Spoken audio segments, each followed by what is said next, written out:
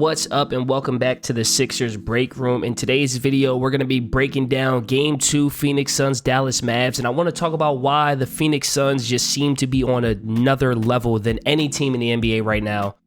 Probably the odds-on favorite to win the whole thing.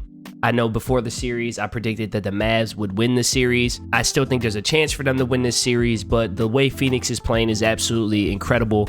And a big reason for that is the ball doesn't stick. The ball is constantly moving. They don't care who scores. They give up good shots for great shots. They have so many weapons on the floor. Before we get started, got to give a quick shout out to a couple of my members, ADN and Ricardo. I appreciate you guys, man. If you guys want to shout out at the start of these videos, make sure you become a member today. Link in the description below. Let's get to it. Let's take a look at this first clip here. You're going to see you get a double team on Devin Booker here. Again, you guys know the rule. When you draw an extra defender, you've done your job. You got to make the right pass. Got to give it up. You'll see here after the double, you get the kick to Chris Paul. Chris Paul doesn't play with the ball. He's going to swing it to Jay Crowder. Jay Crowder doesn't play with the ball. He's going to swing it to Mikal Bridges.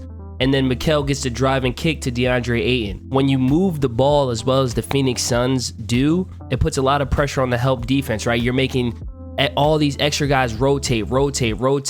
And then when you get this blow by here, you're going to see Mikal Bridges is able to keep his head up on this drive, right? You're going to get this drive here. You get the help from the big, and then that's going to leave a wide open Ayton in the middle of the floor. I mean, this is just beautiful basketball. This isn't a set. This is just making the right read, making the right play, getting an easy 2 points. Here, you're going to see the same thing, right? It's going to start with a Bridges throw into the mid post to Devin Booker. Devin Booker takes a dribble, goes baseline, and he draws, once again, that second defender, right? Bertans is coming. You've drawn the double team.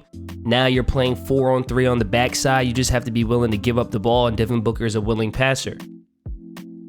So you get this kick out to Bridges, and now you got 3 playing 2 on the backside. Spencer Dinwiddie is completely out of position here. Spencer Dinwiddie should be all the way up here at the high post playing these 2 shooters. Instead, he's all the way down here with Ayton where Powell is. I'm not sure what the miscommunication was, but you get the one more wide open 3 at the top of the key. You're seeing the Phoenix Suns not allowing the ball to stick, moving the ball, forcing the Mavs to defend 2, 3, sometimes even 4 actions, and it's hard for any team to defend that much.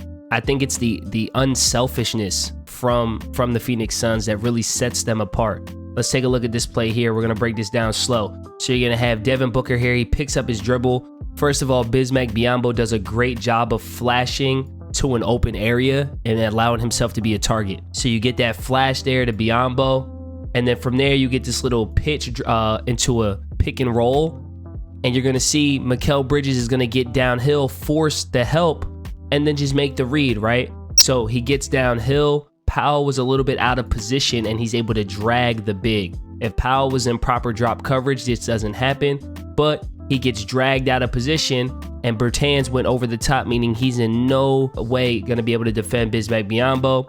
Mikal Bridges reads this, drops it down underneath to Biyombo for an easy 2 points. It's beautiful. I love the way the Phoenix Suns play basketball. I love the way that they share the ball. Take a look at this action here. I actually really like this a lot. You're going to get a Mikal Bridges screen for Devin Booker to pop out.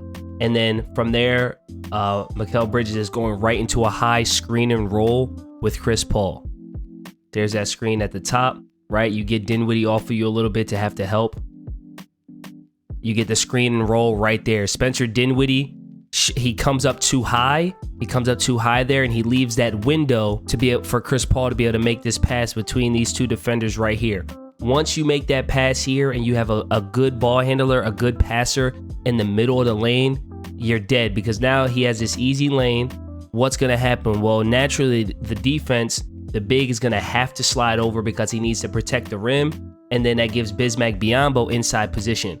But a very underrated part of this play here, as I bring it back, while you have this Mikal Bridges screen for Booker into a screen and roll, take a look at Bismack Biyombo here. He's going to set this screen here, this in screen, for Jay Crowder to pop to the corner. And what that does is 2 things. One, it draws the attention of Bismack Biyombo's man. So he's got to communicate with Luka to get through this screen. He's got to help on that a little bit.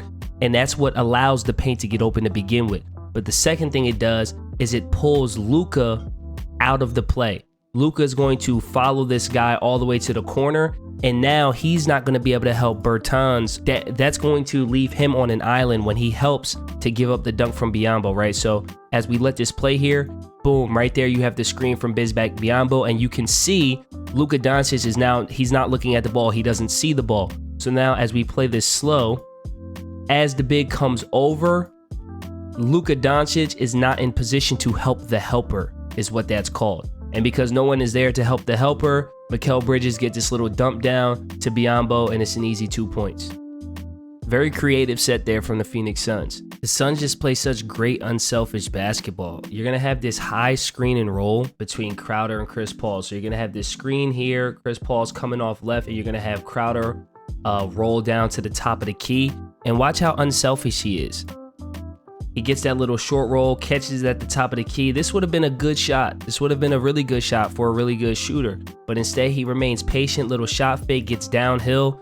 And what happens when he beats Luka off the bounce? Well, you're going to have this defender. Once again, the big has to protect the rim. He's going to step up, and that's going to leave a wide open JaVale McGee in the dunker spot. And Dre Crowder, rather than forcing a tough layup, he's just going to dump it off, and you get an easy 2 points.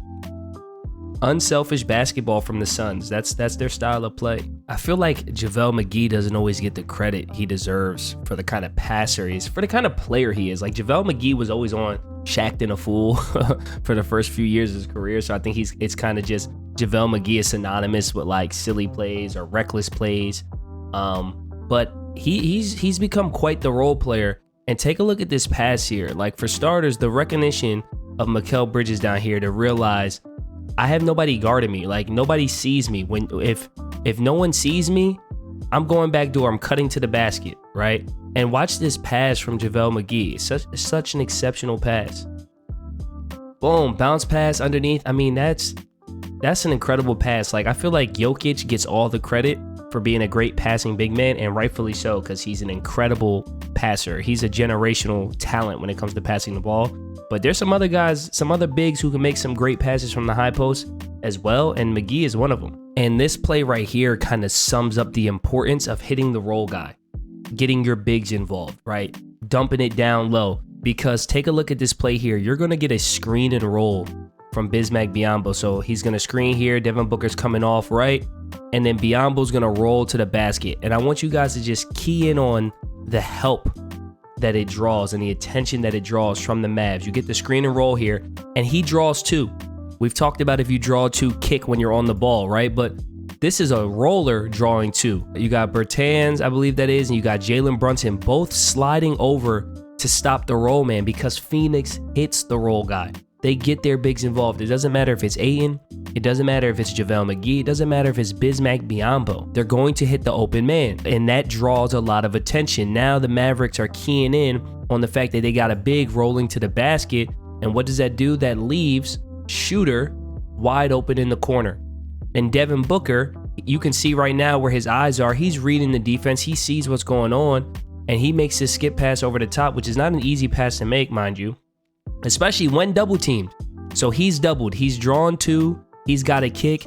Bismack Biyombo has drawn two. So you got one. Spencer Dinwiddie playing three perimeter players. Devin Booker, great skip pass right in the pocket.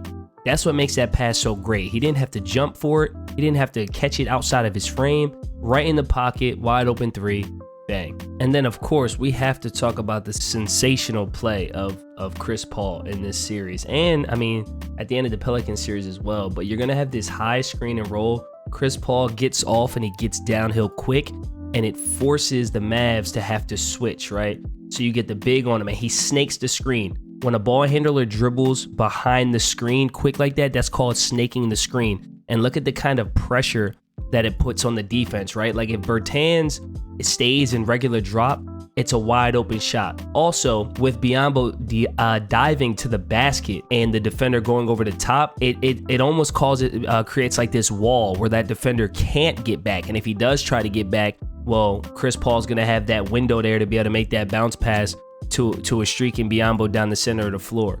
So by snaking the screen, they put all this pressure, they force the switch, and then Chris Paul has just been sensational. I got the mismatch. Can I have this dance? Step back, bang. Anybody who's been watching this channel, you guys know how much I love Luka Doncic. I mean, he's my favorite player in the NBA.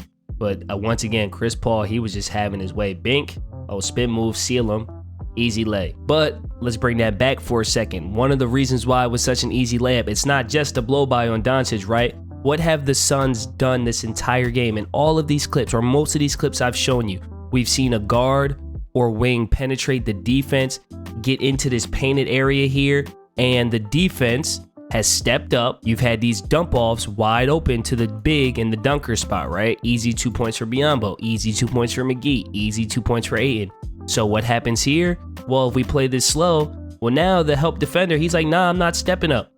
I've seen this movie. He's gonna dump it off for an easy 2 points. So he stays home a little too long and it becomes a wide open 2. That's why you'll hear coaches, commentators, announcers talk about hitting the big, getting the big involved, kicking it out, making the extra pass. And if they're not saying this, they should be, because that's the effect of it right there. The Suns make the extra pass. The Suns make the right play 9 times out of 10, and it's why they're so good. We saw early in this video them swinging the ball around the perimeter. We saw Chris Paul hitting Mikal Bridges on a short roll into the paint and then him dishing it to the big. We've seen Bridges get inside and kick it. We've seen Jay Crowder get in the lane and kick it. We saw Devin Booker draw double teams all night, find the open guy. That is how you play basketball. That is the right way to play. On any given night, any one of those guys might have 20 or 25 points. And it's not just because they're great players, and they are, but it's because they allow each other to get 25 points a night. I'm gonna say that again. They allow each other to get 25 points a night. So many NBA teams have guys that can go get 20 on any given night, but whether it be the star players or the system, it doesn't allow them to do that. The way the Suns play basketball, they drive, they kick, they dump it off to the big, they run double screens for Devin Booker, they run off-ball actions. A lot of those things I highlighted in the first Suns video I did. This video, I really wanted to just highlight how they share the ball. And when you're sharing the ball like they do, it becomes contagious. And when everybody's a threat, it's extremely hard for Dallas to game plan who to stop, because on any given night, you don't know who the guy's going to be. The Phoenix Suns have been looking sensational. As a basketball coach and fan, I love watching them. I love the way they move the ball. I'm a huge Devin Booker fan from his days in Kentucky. I'm a huge Chris Paul fan. I love everything about this team, and they look like they're on their way to winning the championship. I think the Mavs are still in it. We'll see what happens tonight in Game 3. I want to hear from you guys. Sound off in the comment section below. What is your prediction of Game 3 tonight? Will the Suns take a commanding 3-0 lead, or will the Mavs get on the board and make this thing 2-1? I predict that the Mavs are going to win tonight, if nothing more than the fact that I think they cannot afford to lose tonight. I think they're going to be desperate, and I think they're going to find a way to pull it out at home. But I've been wrong before. Let me know in the comment section below. If you liked the video, don't forget to like the video. Of course, subscribe to the channel. And if you want a shout out at the beginning of these videos, make sure you become a member today. Link in the description below. I'll see you guys on the next one. This is the Sixers Break Room. Peace.